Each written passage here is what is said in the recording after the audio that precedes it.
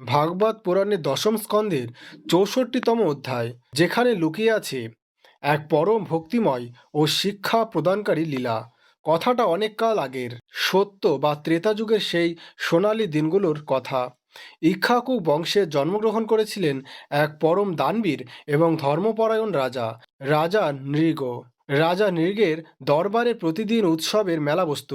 তিনি ছিলেন ব্রাহ্মণ ভক্ত ও প্রজা হিতৈষী। কথিত আছে তিনি প্রতিদিন সহস্র সহস্র সুসজ্জিত স্বর্ণশৃঙ্গ গাভী দান করতেন। তার দান করা গাভীগুলোর শিং থাকতো সোনা দিয়ে বাঁধানো, খুর থাকতো রূপো দিয়ে মোড়ানো, আর সাথে থাকতো সুন্দর অলংকার। কিন্তু বিধির বিধান বড়ই অদ্ভুত। এত পুণ্য করা রাজার ভাগ্যেও লুকিয়েছিল এক কঠিন পরীক্ষা। একদিন যথারীতি রাজা নৃগ ব্রাহ্মণদের গাভী দান করছেন।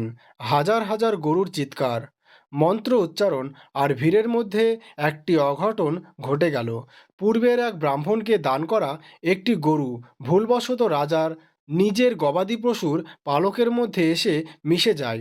রাজার নৃগ তাকে একেবারে জানতে পারেননি। তিনি না জেনেই সেই গাভীটি অন্য এক ব্রাহ্মণকে দান করে বসলেন। ঠিক তখনই প্রথম ব্রাহ্মণ ছুটে এলেন। থামো নৃগরাজ, এ তুমি কি করলে? এই গাভীটি তো আমার। কিছুক্ষণ আগেই যে তুমি আমাকে এটা দান করেছ। এদিকে দ্বিতীয় ব্রাহ্মণও ছাড়ার পাত্র নন। তিনি বলে উঠলেন, না, রাজা নৃগ স্বয়ং বৈদিক মন্ত্র উচ্চারণ করে এই গাভী আমাকে দিয়েছেন। এখন এটি আমার সম্পদ। রাজা নৃগ হাত জোর করে কেঁদে ফেললেন, হে দ্বিজশ্রেষ্ঠ গণ, আমাকে ক্ষমা করুন। এইটা আমি অনিচ্ছাকৃতভাবে করেছি। ভুলবশত একটি গরু মিশে গেছে। আপনারা দয়া করে শান্ত হন। আমি এই এক গাভীর বদলে আপনাদের দুজনকেই ১,০০,০০০ করে সর্বশ্রেষ্ঠ গাভী প্রদান করছি। কিন্তু অহংকার আর অধিকারের লড়াইয়ে দুই ব্রাহ্মণই অনড় রইলেন। প্রথম ব্রাহ্মণ বললেন, যা আমার তাও আমার, আমি অন্য গরু নেব না। আর দ্বিতীয় ব্রাহ্মণ বললেন, ব্রাহ্মণের শত বিক্রি হয় না। ধর্মচ্যুত রাজার দান নিয়ে আমি বাড়ি ফিরব না। দুই ব্রাহ্মণই অসন্তুষ্ট হয়ে রাজসভা ত্যাগ করলেন। আর রাজা নৃগ গভীর অনুশোচনায় ভেঙে পড়লেন। কালের নিয়মে সময় বয়ে গেল। রাজা নৃগ শেষ নিঃশ্বাস ত্যাগ করলেন। যমদূতেরা তাকে নিয়ে গেল যমরাজের দরবারে। যমরাজ চিত্রগুপ্তের খাতা দেখে বললেন, নৃগরাজ, তোমার পুণ্য পর্বতের মতো বিশাল। কোটি কোটি দান যজ্ঞ তুমি করেছ, কিন্তু তোমার ঝুলিতে একটি অজান্তে করা ক্ষমার অতীত ভুলও রয়েছে। ব্রাহ্মণের অসন্তোষ। বলো, তুমি কোনটা আগে ভোগ করতে চাও? আগে স্বর্গসুখ নাকি আগের পাপের শাস্তি? নৃগ বললেন, হে ধর্মরাজ, আমি আমার ভুলের অনুশোচনায় দগ্ধ হচ্ছি। আমি চাই আমার পাপের শাস্তি যেন প্রথমে শেষ হয়ে যায়। যমরাজ বললেন, তথাস্তু। তোমার সদিচ্ছার প্রতি শ্রদ্ধা রেখে বলছি, তুমি দীর্ঘদিন গিরগিটির রূপ ধারণ করে মর্তের এক অন্ধকার অন্ধকূপে পড়ে থাকবে।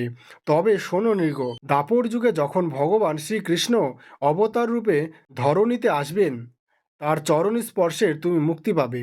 শত শত বছর কেটে গেল, রূপ বদলে গেল ধরণীর। এলো দাপর যুগ। ভগবান শ্রীহরি স্বয়ং অবতীর্ণ হলেন দ্বারকাধীশ শ্রীকৃষ্ণ রূপে। একদিন শ্রীকৃষ্ণ তার সখাদের নিয়ে খেলা করতে করতে নগর প্রান্তের এক গভীর বনে এলেন। প্রচণ্ড গরমে সখারা তৃষ্ণার্ত হয়ে জলের খোঁজে একটি পুরনো লতা পাতায় ঢাকা অন্ধকূপের কাছে গেল। কুয়োর ভেতরে উঁকি দিয়ে প্রদ্যুম্ন আর শাম্ব চমকে উঠল। কুয়োর ভেতরে এ কি! পাহাড়ের মতো বিশাল এক অদ্ভুত গিরগিটি পড়ে আছে। তারা দড়ি ফেলে প্রাণপণ চেষ্টা করলো ওটাকে তুলতে, কিন্তু ১ ইঞ্চিও নড়াতে পারল না। খবর গেল পরমেশ্বর শ্রীকৃষ্ণের কাছে। শ্রীকৃষ্ণ ধীর পায়ে এগিয়ে এলেন, তার মুখে সেই পরম করুণাময় হাসি। তিনি কুয়োর ভেতরে তার পদ্ম পলাশলোচন হাতটি বাড়িয়ে দিলেন। যেমনই ভগবানের পদ্মহস্তের স্পর্শ পাওয়া, অলৌকিকভাবে সেই গিরগিটির খোলস খসে পড়ল। কুয়ো থেকে বের হয়ে এলেন এক দিব্যকান্তি স্বর্ণালঙ্কারে ভূষিত পুরুষ। রাজার নৃগ শ্রীকৃষ্ণের চরণে লুটিয়ে পড়লেন। তার চোখের জলে ধুয়ে যাচ্ছিল ভগবানের শ্রীচরণ। নৃগরাজ কৃতাঞ্জলি পুটে স্তব করে বললেন, হে পরমেশ্বর, আপনি সর্বজ্ঞ, আপনি অনাদি অনন্ত, আপনার অজানা কিছু নেই। প্রভু, আজ আমি বুঝতে পারছি, আমার সে ভুল কোনো অভিশাপ ছিল না, তা ছিল আপনার চরণ পাওয়ার এক পরম পদ। যোগী মুনিরা হাজার বছর তপস্যা করেও যে চরণ পান না, আমি এক ঘোর অন্ধকারে বসে সেই চরণের স্পর্শ পেলাম। হে কৃষ্ণ, আমাকে স্বর্গের সুখ চাই না। আমার একটাই প্রার্থনা, আমি যেন জন্মে জন্মে আপনার দাস হয়ে থাকতে পারি। ভগবান শ্রীকৃষ্ণ তাকে বুকে টেনে নিয়ে বললেন, নৃগরাজ, ভক্তি ও বিনয় থাকলে ভগবান কখনো ভক্তকে ত্যাগ করেন না। তোমার অনুশোচনা তোমাকে মুক্ত করেছে, তুমি পরমধামে গমন করো। পুষ্পবৃষ্টির মধ্য দিয়ে রাজা নৃগ বৈকুণ্ঠের উদ্দেশ্যে যাত্রা করলেন।